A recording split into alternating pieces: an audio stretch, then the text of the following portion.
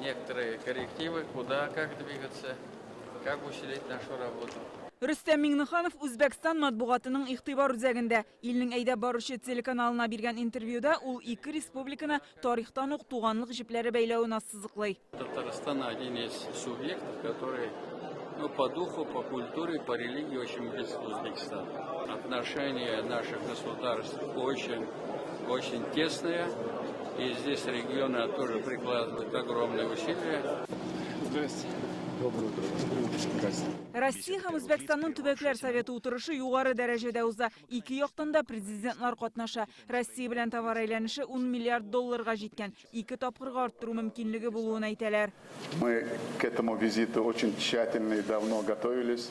Без сезнең килүегезгә ныклап әзерләндек. Әлеге сәфәр чыннан да тарихи булыр дип уйлыйм. Беренче булып Үзбәкстанга килдегез. Моның өчен рәхмәтлебез. Бу сезнең Үзбәкстанга, безнең халыкка хөрмәтегезне күрсәтә. Приехал именно в Узбекистан, такая представительная делегация, не случайно. Это подчеркивает наш особый характер и стратегического партнерства, и союзнических отношений.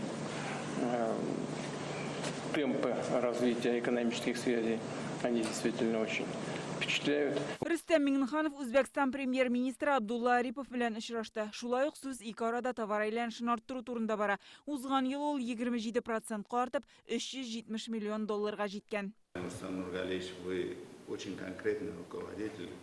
Сез Үзбәкстан һәм Россия, Үзбәкстан һәм Татарстан хезмәттәшлеген ныгытуга зур өлеш кертәсез. Сәүдә сәнәгать өлкәсендә генә түгел, гуманитар юнәлештә дә зур эш башкарасыз. Без моны беләбез, сезне хөрмәт итәбез. Үзбәкстанның барлык төбәкләрендә Татарстан белән хезмәттәшлек итәргә тели. Все наши проекты, они имеют логические завершения. Ну и, конечно, мы видим ваши отношения уважаемого президента.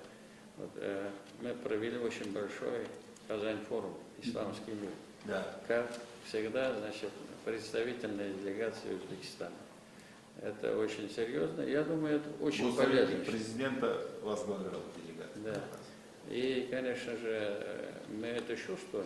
Ике ил президенты катнашында бүген төбәкләр советы утырышы узды. Владимир Путин Үзбәкстан белән Татарстан хезмәттәшлеген аерым билгеләп үтә. Компании из Татарстана помогают модернизировать систему теплоснабжения в Ташкентской области, оснащать медицинские вузы Узбекистана специализированным оборудованием. Я был в Татарстане, смотрел, что и как там производится, на самом высоком уровне медоборудование производится. Действительно, можно этим гордиться.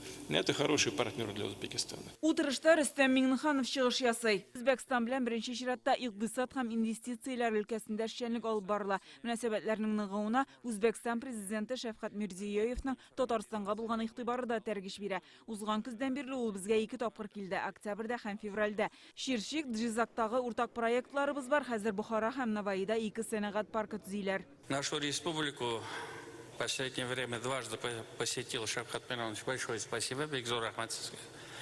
В октябре прошлого года мы принимали в Татарстане третий форум межрегионального сотрудничества между Россией и Узбекистаном. Огромные слова благодарности за прямые авиационные сообщения между Казанью, Ташкентом, Самаркандом и Ферганой. Рөстем Миңнеханов һәм Джизак өлкәсе хакиме шулай ук Каракалпакстан Республикасы җитәкчелеге белән сәүдә-икътисади, фәнни һәм гуманитар өлкәдә мөнәсәбәтләрне ныгыту буенча килешүләр имзаладылар.